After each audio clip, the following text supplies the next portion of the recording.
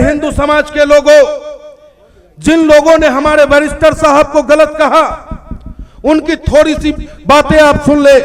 जब मेरी और उनकी फोन पे बात हुई थी, हमने उनसे कहा था अस्सलाम वालेकुम अध्यक्ष जी, लेकिन आप यकीन मानना हमारे अध्यक्ष के मुंह से आवाज निकलता है, पंडित जी नमस्कार, आपके माता पिता को नमस्कार। इतना कहते ही मेरे आंखों से आंसू आ जाता है कि वाकई अगर इस देश का कोई नेता बनने लायक है तो वो नेता मेरा बैरिस्टर असदुद्दीन ओवैसी साहब है।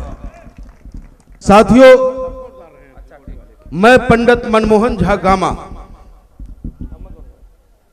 आप सोच सकते हो कि आखिर पंडित मनमोहन झा गामा बैरिस्टर असदुद्दीन ओवैसी साहब के विचारों से क्यों सहमत है। तो जब हमने देखा कि आज हिंदुस्तान में कौन सी ऐसी पार्टी है जो गरीबों की रहनुमाई कर सकता है, कौन सी ऐसी पार्टी है जो दलित अल्पसंख्यक पिछड़ों की आवाज को बुलंद कर सकता है, तो एक ही नेता नजर आया इस हिंदुस्तान में। वो नेता हम सबका महबूब, हम सबका रहनुमा बैरिस्टर असदुद्दीन ओवैसी साहब। और बैरिस्टर असदुद्दीन ओवैसी साहब की तारीफ मैं क्या करूं, उनका हर अंदाज तारीफ के काबिल है। मैं बताना चाहता हूं इस मंच के माध्यम से यहां पे उपस्थित अपने हिंदू समाज के लोगों को कि हे हिंदू समाज के लोगों, जिन लोगों ने हमारे बैरिस्टर साहब को गलत कहा, उनकी थोड़ी सी बातें आप सुन ले। जब मेरी और उनकी फोन पे बात हुई थी, हमने उनसे कहा था अस्सलाम वालेकुम अध्यक्ष जी, लेकिन आप यकीन मानना हमारे अध्यक्ष के मुंह से आवाज निकलता है, पंडित जी नमस्कार, आपके माता पिता को नमस्कार। इतना कहते ही मेरे आंखों से आंसू आ जाता है कि वाकई अगर इस देश का कोई नेता बनने लायक है तो वो नेता मेरा बैरिस्टर असदुद्दीन ओवैसी साहब है।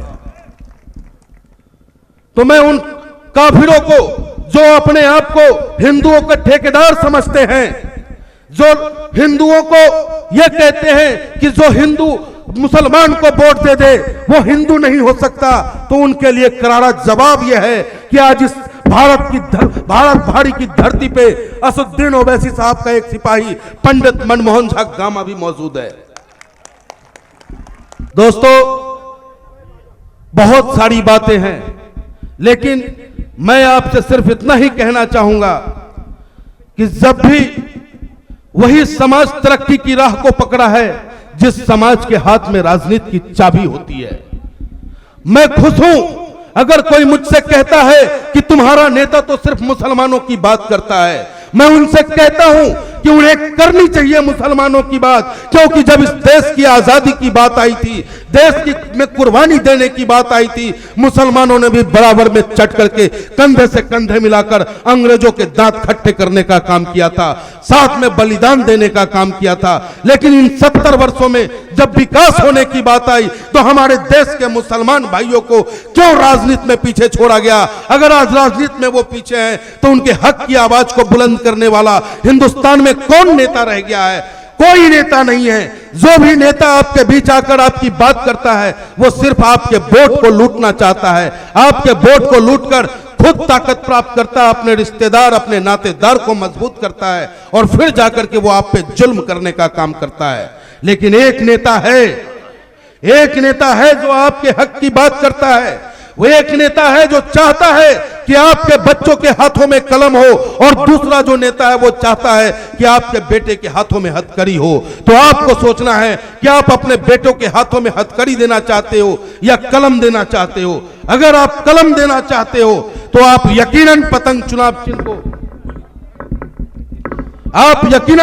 चुनाव चिन्ह को अपना वोट दे करके अपने बच्चों के भविष्य को मजबूत करने का काम करेंगे। हदे गमे हस्ती से गुजर क्यों नहीं जाते, हदे गमे हस्ती से गुजर क्यों नहीं जाते, जीना नहीं आता तो मर क्यों नहीं जाते। मंजिल को अगर पाना है तूफान मिलेगा, डर लगता है तो कश्ती से उतर क्यों नहीं जाते। अगर अपने बच्चों के भविष्य को मजबूत करना है, अगर अपनी क़यादत को मजबूत करना है, अपने रहनुमा को ताकत देना है, तो आपको पतंग चुनाव चिन्ह पे बटन दबाना होगा। जिन्होंने लूटा, आप देखो इस देश की तरक्की में अगर सबसे मजबूत योगदान किसी का है तो वो हमारे मुसलमान भाइयों का है। लेकिन हमेशा से हमारे मुसलमान भाइयों को शिक्षा में, स्वास्थ्य में और सरकारी नौकरियों में पीछे रखने का काम पूर्ववर्ती सरकार और वर्तमान सरकार करती आ रही है। आखिर क्यों? क्योंकि ये जानते हैं कि जिस दिन मुसलमान भाइयों के पास संविधान का ज्ञान हो जाएगा, जिस दिन हमारा मुसलमान भाई किताब से मोहब्बत कर लेगा, उस दिन वो सत्ता को संभाल लेगा। सत्ता अगर चलाना जानता है तो आपको पता है कि सत्ता कौन चला सकता है। लेकिन ये कहीं ना कहीं हमारे देश की दुर्भाग्य की बात है कि जब मेरा देश आजाद होता है, आजादी के वक्त एक बैरिस्टर साहब जो हमारे बाबा भीमराव अंबेडकर जी आते हैं, बाबा भीमराव अंबेडकर जी कितनी परेशानी और कठिनाइयों का सामना करने के बाद हमें और आपको एक संविधान देके जाते हैं और उस संविधान में हमें और आपको जीने का अधिकार देते हैं। हमें और आपको कहते हैं कि जो सरकार तुमने चुनी है, अगर वो सरकार तुम्हारे खिलाफ कोई गलत कार्य कर रहा हो तो तुम्हें अधिकार है कि तुम सरकार के खिलाफ प्रोटेस्ट कर सकते हो।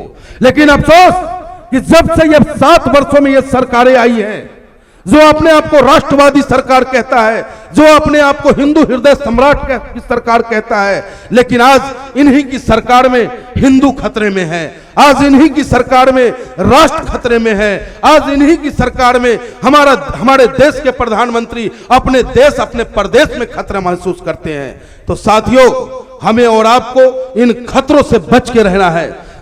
आपने सुना होगा कि 2014 में हमारे देश के प्रधानमंत्री कहते हैं कि भाई देश खतरे में है, इसलिए आप मुझे वोट दे दो।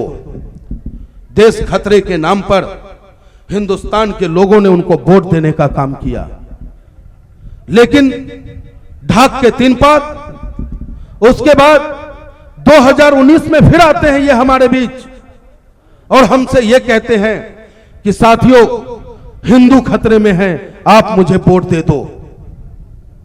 अब जो वक्त आया है, इस वक्त में ये हमसे कहते हैं कि भाई मैं खतरे में हूं, पंजाब हमारे हिंदुस्तान का मस्तक है, वहां पे इन्हें डर महसूस होता है। तो साथियों, हमें और आपको मिलकर पतंग का बटन दबा करके इन खतरों को ही हटा देना है। दोबारा ये भारतीय जनता पार्टी नजर ना आए, ऐसी हालात पैदा कर देना है।